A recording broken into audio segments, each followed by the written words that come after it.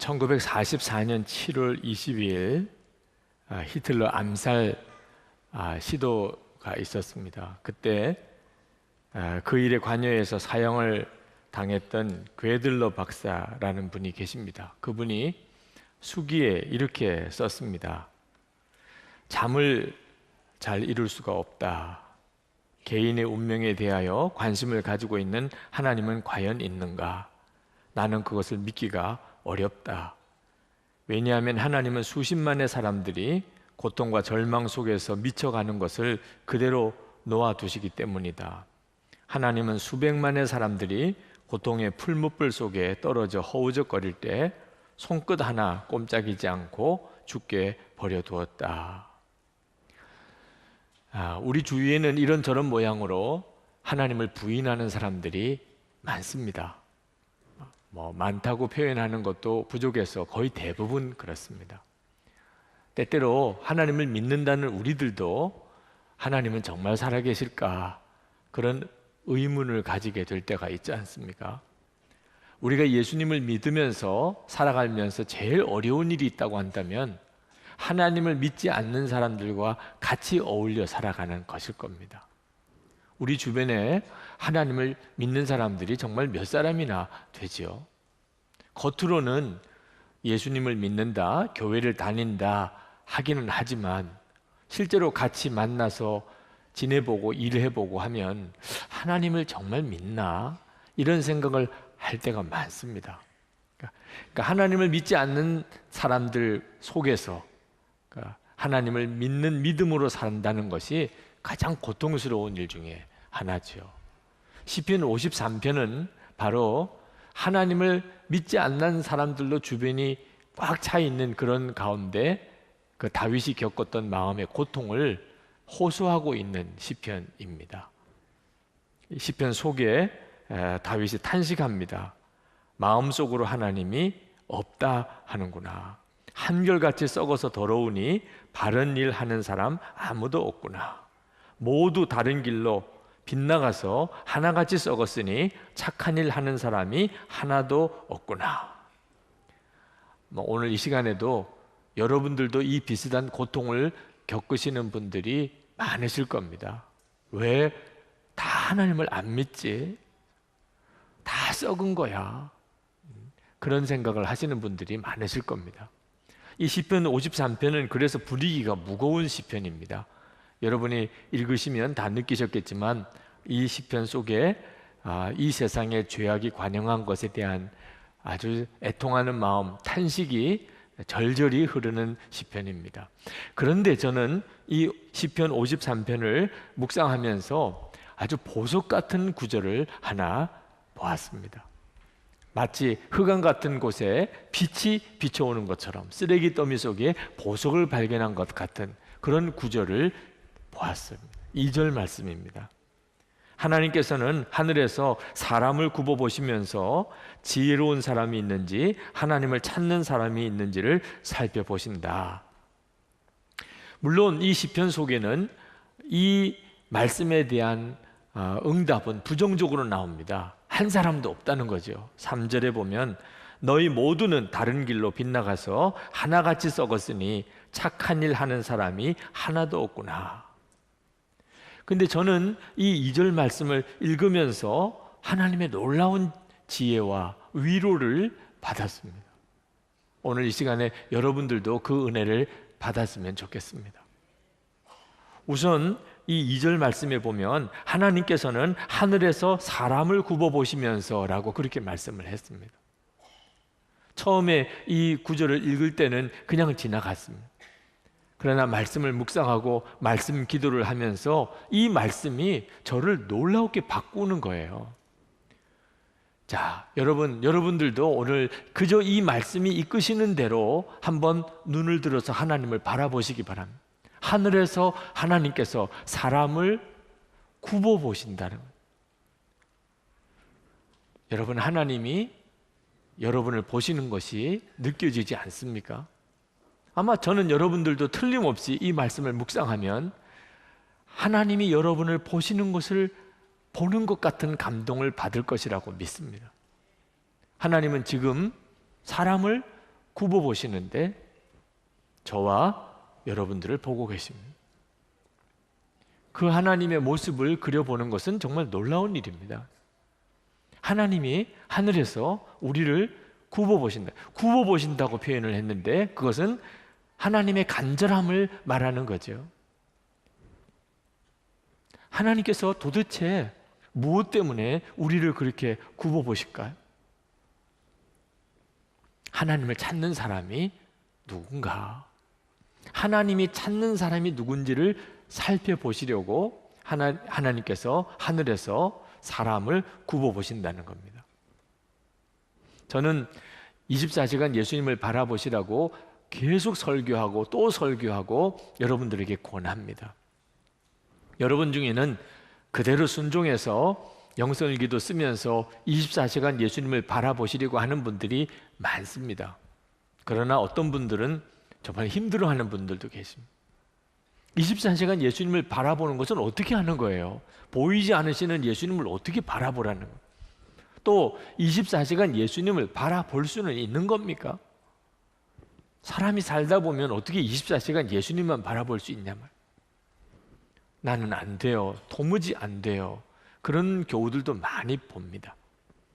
그러나 하나님께서 저에게 오늘 이 말씀을 통해서 24시간 예수님을 바라보는 일이 하나님이 정말 기뻐하시는 일이라고 하는 확증을 저에게 주시고 위로를 주셨어요.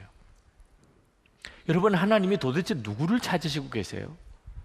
이 시간에 저도 보시고 여러분들도 보시면서 하나님은 도대체 무엇을 보시는 거지요? 하나님을 찾는 사람, 정말 하나님을 갈망하는 사람이 누군가를 보신다는 거예요. 혹시 여기 계신 분들 중에 정말 여러분의 마음으로부터 하나님을 갈망하는 사람이 있다면, 그렇다면 하나님 저예요, 그렇게 말씀하고 싶지 않겠습니까? 하나님 제가 정말 주님을 갈망하고 있어요, 그런 심정이지 않겠어요? 그러나 굳이 우리가 하나님께 제가 그렇습니다 이렇게 말씀을 드릴 필요도 없는 것이 하나님이 너무나 잘 알고 계십니다. 하나님은 도대체 누가 하나님을 정말 찾고 있는지, 하나님을 사모하는지, 하나님을 갈망하는지를 보시려고 늘 살펴보고 계시니 어떻게 하나님이 모를 수가 있겠어요? 여러분이 하나님을 진짜 갈망하고 사모하고 찾는다면 하나님이 당연히 아시죠. 아, 그러면 충분한 거구나. 하나님이 아시면 충분한 거죠. 우리가 세상을 살다 보면 하나님을 찾는 사람이 아무도 없어 보이고 24시간 예수님을 바라보며 산다는 자기 자신이 오히려 이상하게 여겨질 때가 많지 않습니까? 그러나 여러분, 오늘 말씀에서 하나님께서 우리에게 놀라운 확신도 위로도 주십니다. 내가 너 같은 사람을 찾고 있는 거야. 아멘입니까? 네. 하나님은 오늘 우리에게 말씀하고 계세요. 너는 다 하나님을 부인하고 하나님 못 믿겠다 그러고 하나님 어디 있냐 그러고 그러는 속에 너는 나를 정말 찾고 있구나. 내가 알지. 너가 마음으로 나를 갈망하고 있구나. 오늘 우리가 예배를 드리러 이렇게 모여서 여러 가지 많은 하나님의 은혜에 감사가 있지만 옆에서 함께 예배 드리는 사람들이 이렇게 많다는 것이 얼마나 감사한 일입니까? 여러분, 지난 한 주간 동안 어떤 분들은 정말 이 시편 53편 말씀처럼 한 사람도 없다, 한 사람도 없어. 가족 중에도 친척 중에도 내 주변에 있는 같은 직장 동료들 또는 함께 사는 사람들 중에 어쩌면 이렇게 한 사람도 없냐? 하나님을 믿는 사람이, 진짜 하나님을 갈망하는 사람. 교회를 다닌다고 그래서 뭔가 좀 기대를 했는데 여전히 그 사람도 형편없이 하나님을 진짜 믿는 사람이 아니었구나. 이런 마음을 가지고 지내다가 오늘 이렇게 예배를 드리러 오신 여러분 주변을 둘러보면 이름도 얼굴도 모르는 사람이긴 하지만 하나님을 믿는 사람들이 여전히 많구나. 그게 위로가 되고 힘이 되잖아요. 오늘 이 시간에 하나님이 우리에게 주시는 위로입니다. 엘리야가 열왕기상 19장에 보면 이세벨에게 쫓기고 쫓기다가 나중에는 하나님께 죽여달라고 그랬어요. 하나님, 나 혼자 남았습니다. 하나님, 나 혼자예요. 이제는 나도 견딜 수가 없어. 하나님, 그냥 데려가세요. 그때 하나님께서 엘리야에게 내가 바알에게 무릎 꿇지 않은 7,000명을 남겨놓았다. 깜짝 놀랐죠, 엘리야가. 자기 눈에 보이지 않으니까 그냥 아무도 없는 줄만 알은 거예요. 7,000명이나 하나님이 남겨놓으셨다는 겁니다. 여러분, 히브리서 12장 1절에 보면은 허다히 많은 증인이라고 그랬어요. 그냥 증인이 있는 것도 대단한 일인데 하나님께서 허다히 많은 증인들이 우리와 함께 있다는 것 아셔야 돼요. 그러니까 여러분, 하나님을 믿는 사람이었구나. 지금 이 세상은 하나님이 안 계시다는 것을 전제로 하고 움직이고 있습니다. 그런 가운데도 두려워하지 마시기 바랍니다. 여러분 혼자서라도 얼마든지 믿음을 지킬 수가 있고 그랬던 때가 있었잖아요. 그리고 나는 알지 못하지만 이미 하나님이 마음에 두신 사람들, 하나님을 찾는 사람들을 우리 주변에 하나님이 세워놓고 지키고 계시다는, 우리가 정말 하나님 앞에 점검해야 될 것은 우리 자신입니다.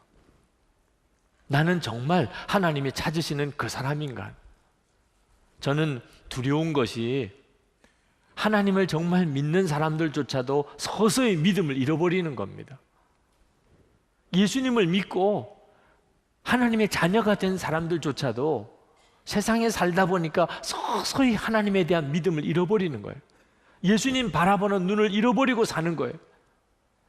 그것은 정말 두려운 일입니다. 왜? 이 땅에 무서운 하나님의 심판이 오게 되기 때문입니다. 하나님을 진짜 찾는 사람이 없어지면 그때는 이 땅에 심판이 오는 겁니다. 5절 말씀에 보면 하나님이 경건하지 못한 자들의 뼈를 흩으셨기에 그들은 두려움이 없는 곳에서도 크게 두려워할 것이다.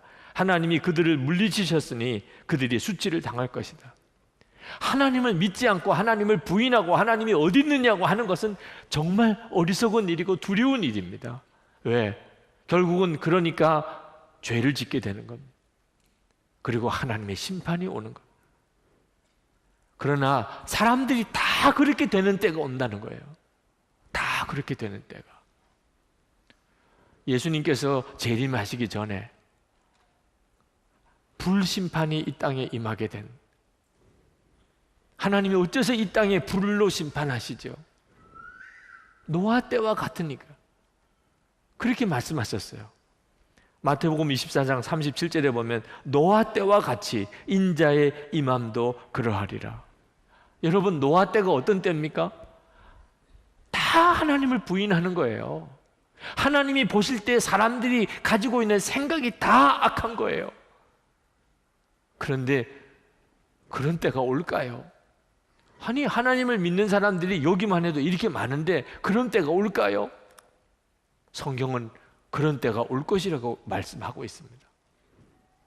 여러분, 세계 제2차 대전을 치르면서 우리가 독일과 일본을 보았습니다. 독일과 일본은 지금도 그렇지만 그때 당시 세계에서 가장 문명이 발달한 나라, 그리고 사상과 철학의 대가들이 많이 나온 그런 아주 수준 높은 그런 나라들입니다.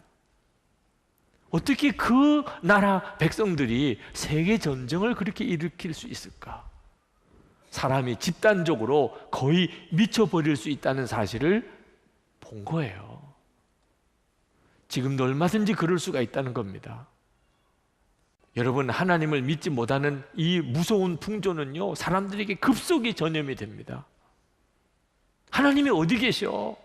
하나님이 계시다고 분명히 믿고 그리고 살아가는 사람들이 도대체 우리 주변에 몇 사람이나 되냐?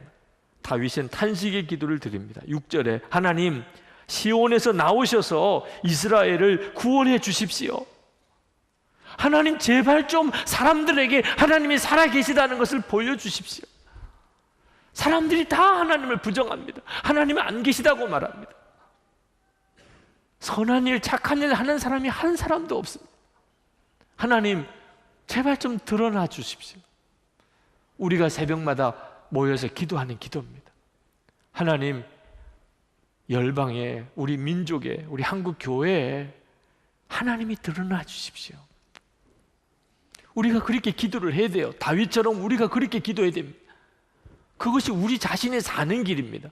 사람들이 다 하나님을 부정하는 풍조로 살게 되면 결국은 우리도 그렇게 넘어가게 됩니다. 그러나 우리가 사람들이 다 하나님을 알게 되기를, 하나님께서 우리 사람들 사이에 살아계심을 드러내 주시기를 기도하지만 정작 중요한 기도는 우리 자신에 대한 기도입니다.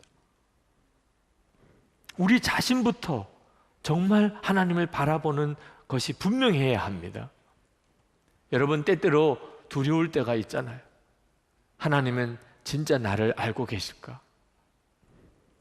하나님은 정말 나를 지키고 계시는 걸까? 두려울 때가 있잖아요. 하나님, 제게 뭔가 확증을 주세요. 증거를 주세요. 그러나 여러분, 하나님에 대해서는 걱정하지 마십시오.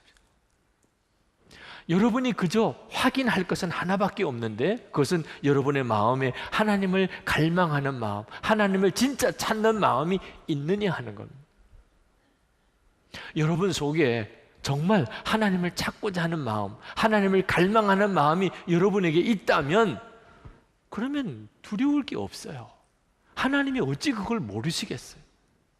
우리가 다른 사람에게 내 마음의 진심을 이야기하려면 어떤 때는 정말 어려울 때가 있습니다. 내 진심을 좀 이해해줘. 내 마음을 좀 받아줘. 사람들에게는 그걸 정말 전달해 주기가 어렵습니다. 어떻게 내 마음을 열어 보여줄 수가 있나? 그러나 하나님께서는 내가 굳이 설명을 드리지 않아도 내 마음의 중심을 아십니다. 오늘 2절 말씀에 말씀하셨잖아요. 하나님은 하늘에서 사람을 굽어 살피시면서 정말 하나님을 찾는 자가 누군지를 살펴보신다는 말이에요. 그러니 내가 진짜 하나님을 갈망하고 하나님을 사모하는 사람이라면 하나님이 어찌 그걸 모르시겠어요? 여러분에게 한번 묻겠습니다. 여러분 진짜 하나님을 갈망하시나요? 정말 하나님을 찾고 또 찾으시는 바로 그 사람이십니까? 만약에 그렇다면 하나님은 보고 계실 겁니다. 그러면 걱정할 필요가 없습니다. 믿으셔도 됩니다. 주님을 향한 갈망이 있다면 여러분이 지금 어떤 사람이든지 과거에 어떤 죄를 지었든지 그것도 상관이 없습니다. 하나님은 오직 하나님을 찾는 사람, 진짜 하나님을 찾는 그 사람을 하나님께서 보고 계십니다. 그리고 받으세요. 여러분 삭개오 아시죠? 삭개오는 여리고의 세리입니다. 그때 당시에 세리는 민족의 반역자, 그 지역에서 가장 죄인 취급을 받는 사람입니다. 로마와 결탁을 해서 동족인 유대인들의 피 같은 돈을 갈취하는 그런 나쁜 사람입니다. 그런데 이 삭개오의 마음에 예수님에 대한 갈망이 생겼어요. 삭개오 자신도 이해하기 어렵고 다른 사람에게 말도 못할 그런 갈망이 생겼어요. 돈이면 전부인 줄 알았는데 아니더라 말이에요. 삭개오도 나도 예수님 한번 만나보면 좋겠다. 도대체 예수님이라는 분이 어떤 분인지 나도 예수님 한번 만나면 좋겠는데, 그런데 예수님 만나겠다고 할 수도 없고 예수님 앞에 떳떳이 나갈 자신도 없어. 그러나 속의 마음의 갈망을 어떻게 하냐 말이에요. 예수님을 만나고 싶은데 어떡하냐 말이에요. 그래서 삭개오가 무화과나무에 올라갑니다. 그냥 얼굴이라도 한번 보려고. 그런데 그날 그 여리고에서 예수님은 그 삭개오의 집에 가서 주무십니다. 아시니까. 갈망이 진짜 있다면 주님은 아시는 거예요. 삭개오가 어떤 사람인지 예수님이라고 왜 모르시겠어요? 그러나 그것은 아무 중요하지가 않습니다. 마음에 진짜 주님을 향한 갈망이 있다면 주님이 아시고 받으십니다. 그리고 말씀하셨어요. 오늘 구원이 이 집에 이르렀으니 이 사람도 아브라함의 자손이미로다. 인자가 온 것이 잃어버린 자를 찾아 구원하려 함이니라. 갈급한 사람은 하나님이 다 받으십니다. 그냥 믿기만 하면 됩니다. 저는 오늘도 아침에 눈을 뜨자마자 그냥 제 마음에 주님, 저는 주님을 갈망합니다, 그렇게 외쳤어요. 어떤 분이 저에 대해서 글을 쓰시기를, 나는 죽고 예수로 사시는 목사님께서 주님을 간절히 갈망하시는 고백이 의아합니다. 나처럼 영적인 눈이 완전히 열리지 않는 사람이라면 모르겠는데 이미 예수님으로 사신다면서 왜 주님을 그렇게 갈망하는 것입니까? 여러분, 우리가 예수님을 믿는다는 게 뭐지요? 속죄의 교리에 대해서 듣고, 그리고 내가 그것을 믿고 입으로 고백하고 세례받으면, 그러면 무슨 물건을 내가 주머니에 넣는 것처럼 그렇게 예수를 믿는 겁니까? 예수님을 믿는 건 그렇게 하는 게 아니에요. 예수님을 믿는 것은 관계예요. 관계가 시작이 된 겁니다. 여러분, 결혼해서 부부가 되는 게 결혼식만 치르고 나면 그걸로 끝납니까? 결혼식 이후에 남편과 아내로서 평생 서로 알고 사귀고 하나 되고 그렇게 살아가는 거잖아요. 1년이 다르고 5년이 다르고 10년이 다르고 30년이 다른 거잖아요. 제 마음속의 갈망은 예수님과의 친밀함입니다. 주님을 더 알고 싶은, 주님과 온전히 하나 되어 살고 싶은 겁니다. 여러분, 주님을 믿고 살면서 우리가 할 수 있는 일은 나에게 왕이 계시다는 것을 분명하게 하는 것입니다. 24시간 예수님을 바라보는 것이 분명해야 합니다. 오스왈드 챔버스 목사님이 주님은 나의 최고봉이라는 책에 2월 12일자에 이렇게 쓰셨어요. 많은 기독교인들이 하나님의 음성을 듣고 싶다고 하지만 실제로는 아니라고 했습니다.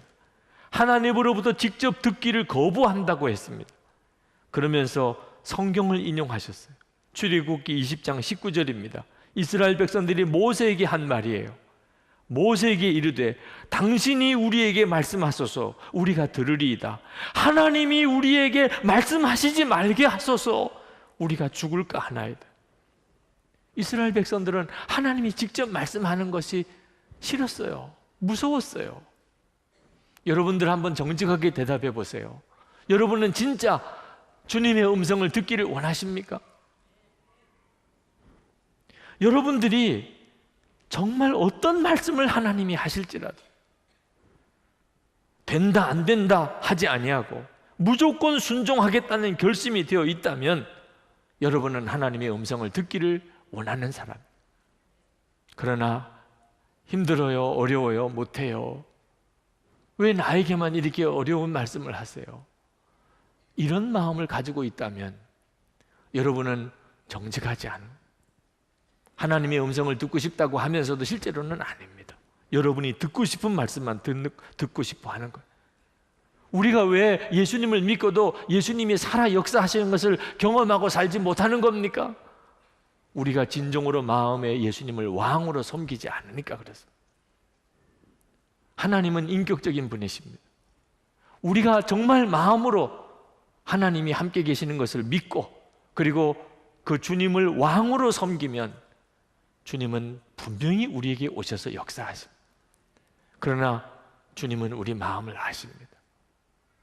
우리가 주님을 진정으로 마음에 영접하고 왕으로 섬기지 않는다면 주님은 우리 마음속에 오셔서 역사하지 않으십니다.